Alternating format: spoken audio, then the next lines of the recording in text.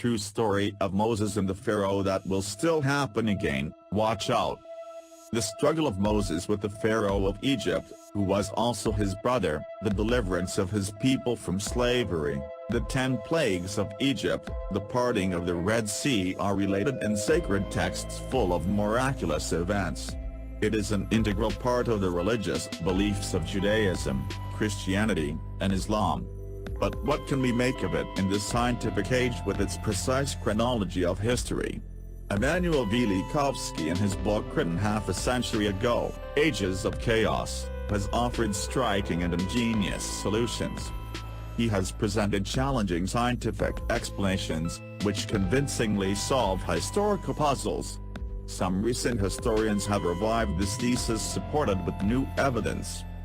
Emanuel Velikovsky, 1895–1979, was born in Russia to a Jewish family. He graduated from University of Moscow majoring in ancient history and sociology. He also received a degree in medicine, and later studied psychiatry in Vienna under Wilhelm Stekel, a pupil of Sigmund Freud. Later he studied cosmology, astronomy, geology, mythology, sacred literature and combined these disciplines to rewrite history in a series of astonishing books. His most important theory was that there have been a number of major catastrophes that have shaped the course of history. However, due to what he termed collective amnesia, the fact that people tend to push unpleasant events into their subconscious, these events have been forgotten. Science has also tended to ignore these catastrophes, for the same reason, even though they have left signs everywhere. Modern research has tended to confirm that these catastrophes have indeed occurred. One example is the discovery of huge meteor craters in Iraq dated to 2300 BC. This is now believed to have caused the decline of major civilization in the Near East and to have triggered a dark age that lasted for centuries. It is believed that the Israelites migrated to the more hospitable Nile Delta at the end of this era. After some time a new pharaoh who had forgotten the period when Joseph was vizier enslaved the Israelites. According to the Pentateuch, Torah, the Exodus occurred in 1447 BC, and since Ramses was mentioned, it was assumed that Ramses II was the oppressive pharaoh of the Exodus. Gigantic monuments of Ramses's time fortified this view in the eyes of Victorian scholars. It was assumed that the Exodus must have occurred during his time, 1279 to 1213 BC. However, there is no historical evidence to support this view. Nor is there any sign of the catastrophic period mentioned in the Pentateuch. Ramses is also mentioned during the time when Joseph was vizier. But this was hundreds of years before the Exodus. For this reason it has been reasonably assumed that Ramses is merely a generic term and that another pharaoh was in power at the time. Both Velikovsky and the historian David Rohl in his book A Testament of Time have designated the pharaoh of the Exodus as Thutmose of the 13th dynasty. It is claimed that Moses is not a Hebrew name but means prince or son in Egyptian. For example, Thutmose, son of Tot, the Egyptian god, Amenmose, son of Amen, the Egyptian god, Ramos, son of Ra, the Egyptian god, are all pharaohs. According to the ancient Egyptian historian Manetho, at the time of Thutmose, Egypt met the wrath of God and signs of a great catastrophe were recently discovered at this period. Also according to Manetho, Egypt fell weak in this period and was easily conquered by the Hyksos. According to the Pentateuch, because the pharaoh did not release the Israelites from bondage, Egypt suffered a series of 10 plagues. These were, 1. Rivers and water sources turned into blood, 2. Frogs, 3. Lice, 4. Flies, 5. Disease and death of livestock, 6. Boils, 7. Hail mixed with fire, 8. Locusts, 9. Darkness, 10. Death of the firstborn. An important argument set forth by Velikovsky involves the papyrus of Ipu placed into the Leiden Museum in the Netherlands in 1828. This papyrus appears to relate events that occurred in the early ages of ancient Egypt. According to academicians, it contains riddles or prophecies, however it openly relates a number of catastrophes that befell Egypt. The Nile turning to blood, the waters being undrinkable, the death of animals, the sky becoming dark, fires, earthquakes, hungry and destitute Egyptians are among these. If Velikovsky is correct, then it disproves the contention that there is no trace of the events related in the Pentateuch recorded in Egyptian history. The eruption of the Santorini volcano in the Aegean island of Pharaoh was believed to have occurred at that age. Geologists have given such diverse ages as 1638 BB and 1360 BC for this catastrophe.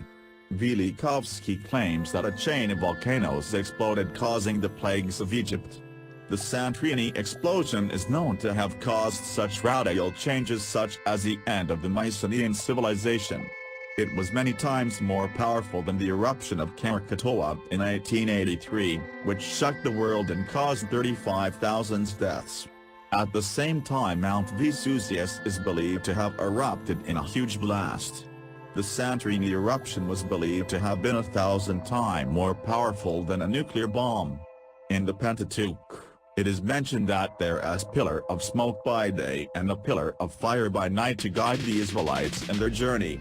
Velikovsky believes that the Sinai mountain, which is volcanic, erupted, and as volcanoes appear to be pillars of smoke by day and pillars of fire by night, this would explain this enigmatic reference. According to Velikovsky and recent theories, such volcanic eruptions would explain the darkness, and hail and lightning are known to accompany volcanic explosions of great magnitude. On a recent event, a river in America turned red. With the poisoning of waters, frogs and other amphibian reptiles would roam the land. Later they would die to create flies and lice, which would spread boils and disease. Recent discoveries of mass graves from this period in the Avaris region tend to confirm the theory of a plague. How then can we explain the parting of the Red Sea? Velikovsky suggests that the Israelites crossed the shallow Sea of Reeds. An earthquake triggered by the eruptions caused the waters to fall back, and then to rush back to swallow the chariots of the Pharaoh. Velikovsky's claim that there are faults in standard accepted Egyptian chronology and that there is shift of a few hundred years is confirmed by a number of modern revisionist historians such as David Rohl. Rohl, like Velikovsky, offers hundreds of pages of evidence to support this claim. Other scholars have claimed that most of the Old Testament, including the stay in Egypt, Exodus, the fall of Jericho, the Temple of Solomon, are works of fiction. Rohl's answer to this claim is that the wrong period in history is sought for archaeological evidence. If they went a bit further back, all the evidence is there. Great catastrophes when the Exodus occurred would have resulted in major migrations. According to both Velikovsky and Rohl, the Hyksos conquered Egypt shortly after the Exodus. Egyptian historians call these people the Amu, and both authors claim that they are the same as the biblical Amalekite hordes which the Israelites fought with and prevailed over. They were also called the Hyksos or Shepherd Kings, and according to Manetho, they conquered Egypt without resistance. Their rule, which was described as cruel and destructive, ended after a few hundred years, after which they were driven off by Amos' I of the southern Upper Egypt kingdom, which was free from their rule.